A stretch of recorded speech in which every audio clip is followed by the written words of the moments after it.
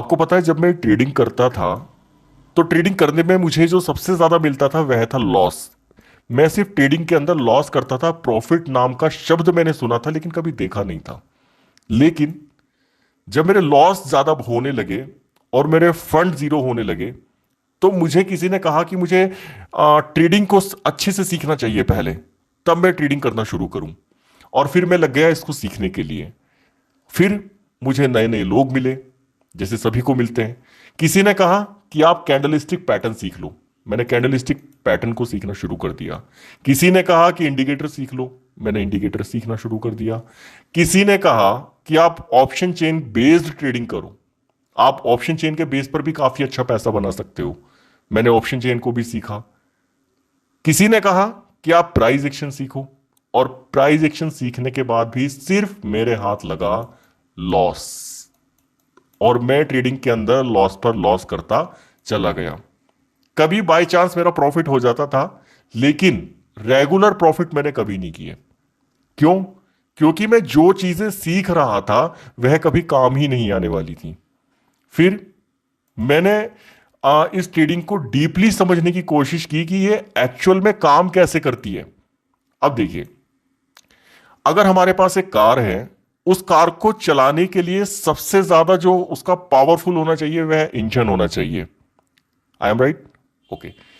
अगर इस ट्रेडिंग को कोई चला रहा है तो सबसे पहले मुझे जानना है कि कौन इसको मूव करा रहा है, कौन इसे ऊपर लेके जाता है, कौन इसे नीचे लेकर जाता है।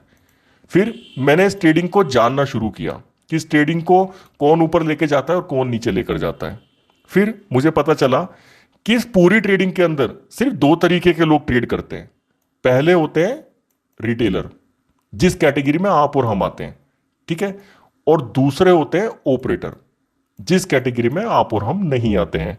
अब रिटेलर और ऑपरेटर में क्या डिफरेंस है? देखिए, रिटेलर के पास 1,000 रुपए से लेकर 1 CR या इससे ऊपर 10 CR तक का पैसा रखा है एक रिटेलर के पास।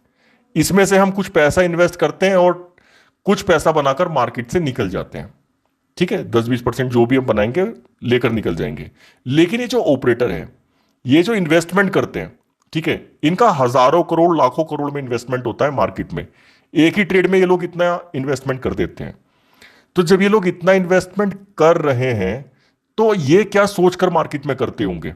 हम तो ये सोचकर कर रहे हैं कि थोड़ा बहुत मिल जाए, लेकिन क्या ये भी यही सोचकर करते हैं कि मैंने 20,000 करोड़ रुपए लगाए तो मुझे सिर्फ 1-2 लाख 1-2 करोड़ रुपए मिले? बिल्कुल नहीं।